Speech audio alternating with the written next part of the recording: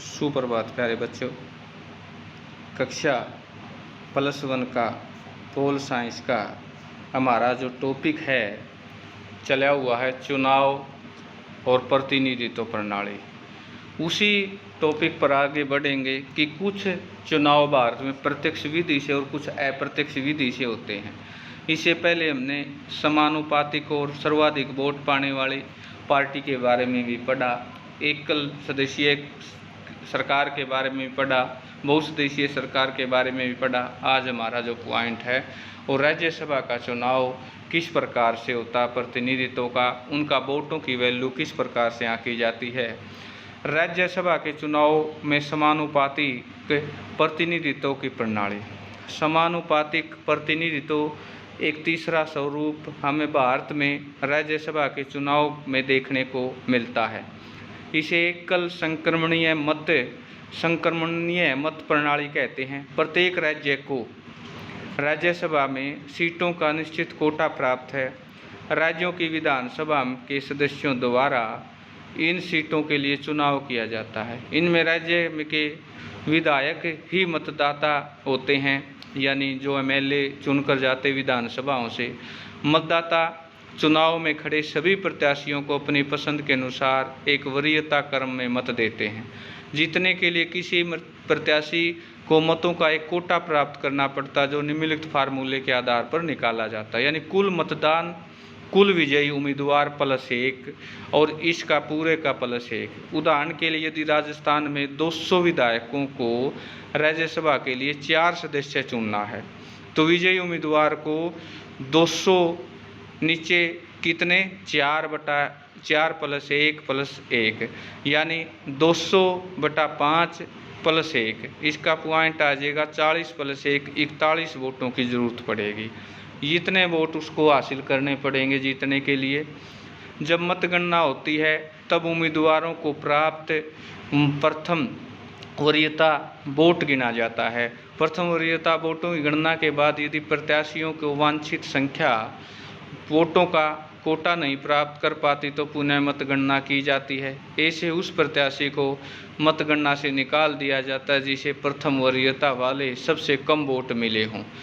उसे वोटों को अन्य प्रत्याशियों में बांट दिया जाता है। ऐसा करने में प्रत्येक मतपत्र पर अंकित द्वितीय वरीयता वाले प्रत्याशी को वह मत हस्तांतरित कर दिया जाता है और इस प्रक्रिया को तब तक जारी रखा जाता जब तक वांछित संख्या 4 के बराबर प्रत्याशियों को विजयी घोषित नहीं कर दिया जाता।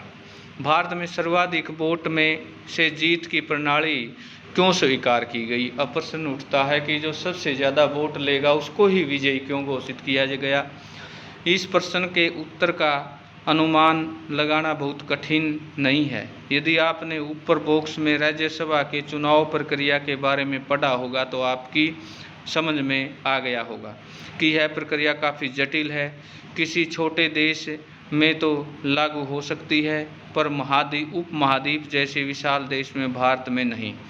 सर्वाधिक वोट से जीत वाली व्यवस्था की सफलता इसकी लोकप्रियता का कारण है। उन सामान्य मतदाताओं के लिए जिन्हें राजनीति और चुनाव का विशेष ज्ञान नहीं है, इस पूरी चुनाव व्यवस्था को समझना अत्यंत सरल है। इसके अतिरिक्त चुनाव में मतदाताओं के पास स्पष्ट विकल्प होते हैं। मतदाताओं को वोट करते समय किसी प्रत्याशी या दल को केवल स्वीकृति प्रदान करना होता है। राजनीति की वास्तविकता को ध्यान में रखकर मतदाता किसी प्रत्याशी को भी वरीयता दे सकते हैं, किसी दल को भी। वह चाहे इन दोनों में मतदान के समय संतुलन बनाने की कोशिश भी कर सकता है। यह प्रणाली मतदाताओं को केवल दलों में ही नहीं वरन उम्मीदवारों के चयन का भी स्पष्ट विकल्प देती है। अन्य चुनावी व्यवस्थाओं में खासतौर पर समानुपातिक प्रतिनिधित्व प्रणाली में मतदाताओं को किसी भी एक दल को चुनने का विकल्प दिया जाता है, लेकिन प्रत्याशियों का चयन पार्टी द्वारा जारी की गई सूची के अनुसार होता है और इस प्रकार किसी क्षेत्र विशेष का प्रतिनिधित्व करने उसके प्रति उत्तरदायी कोई एक प्रतिनिधित्व नहीं होता। लेकिन सर्वाधिक वोट में जीत वाली व्यवस्था पर आधारित निर्वाचन क्षेत्रों में मतदाता जानते हैं कि उनका प्रतिनिधित्व तो कौन और उसे उत्तरदायी ठहरा सकते हैं।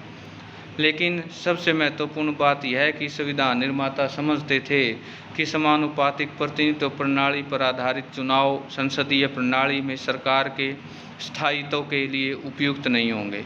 अगले अध्याय में हम संसदीय प्रणाली की प्रकृति के बारे में पढ़ेंगे। इस व्यवस्था की मांग है कि कार्यपालिका और विधायिका बहुमत प्राप्त हों। आप देखते हैं कि समानुपातिक प्रतिनिधित्व प्रणाली स्पष्ट बहुमत मिलने में कठिनाई होगी, क्योंकि मतों की प्रतिशत अनुपात में विधायिका सीटों में बंट जाएगी और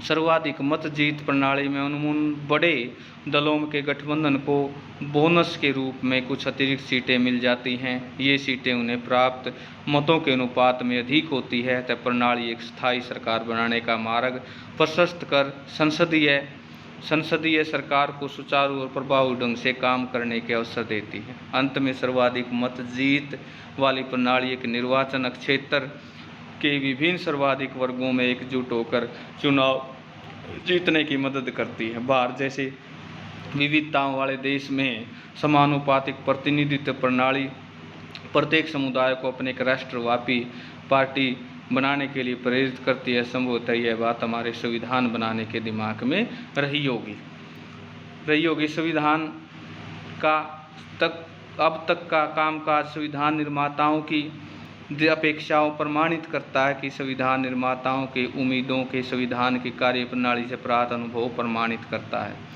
सर्वाधिक मत से जीत वाली प्रणाली आम मतदाता के लिए सरल और सुपरिचित सिद्ध होती है। इसे केंद्र और राज्यों में बड़े दलों में स्पष्ट बहुमत प्राप्त करने में मदद होती है। इस प्रणाली में उन दलों को भी हतोत्साहित किया जाता है जो किसी एक जाति समुदाय के सभी वोट प्राप्त करते हैं, यानी उन उम्मीदवारों को उतारा जाता है जिनका अपनी जाति विशेष पर प्रभाव हो।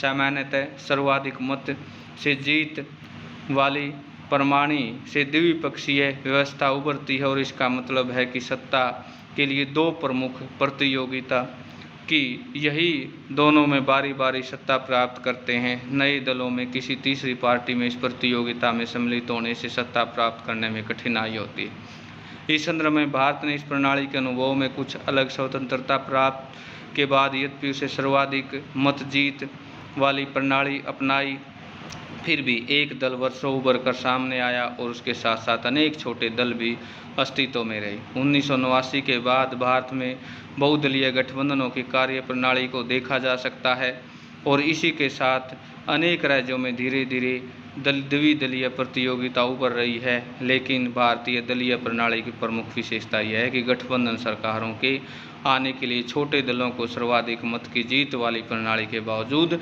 चुनावी प्रतियोगिता में प्रवेश करने का मौका मिले।